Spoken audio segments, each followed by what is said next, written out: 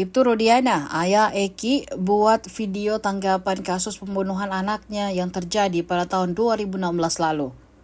Pernyataan tersebut dibagikan melalui akun Instagram Humas Polda Jabar pada Jumat 17 Mei 2024. Dalam videonya, Rudiana mengatakan bahwa Eki adalah korban dari kelompok-kelompok yang kejam. Dia juga menegaskan bahwa dia tidak diam saja dan terus berusaha untuk mengungkap kasus ini dengan bekerja sama dengan berbagai pihak, termasuk pihak Reskrim. Pernyataan Rudiana ini menjadi sorotan publik setelah 8 tahun kasus pembunuhan Vina dan Eki masih belum terselesaikan. 3 dari 11 pelaku pembunuhan masih buron dan belum ditangkap sampai saat ini. Assalamualaikum warahmatullahi wabarakatuh.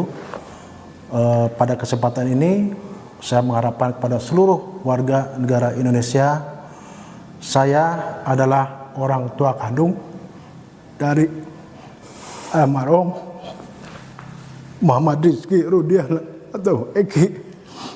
Saya mohon kepada seluruh warga negara Indonesia agar jangan membuat kami lebih sakit.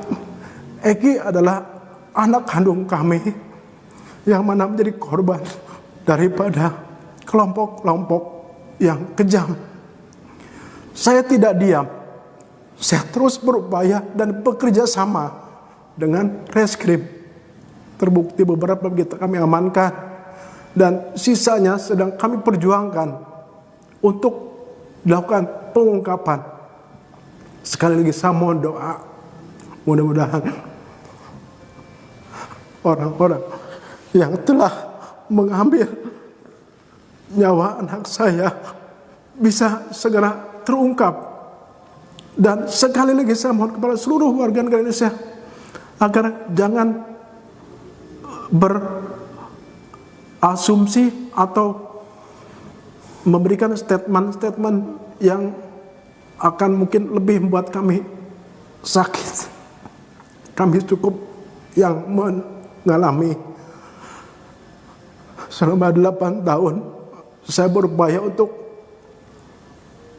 sabar, dan saya mohon agar seluruh Indonesia bisa mendoakan anak saya supaya tenang dan juga bisa mendoakan supaya pelakunya bisa segera terungkap. Download Tribun X sekarang, menghadirkan lokal menjadi Indonesia.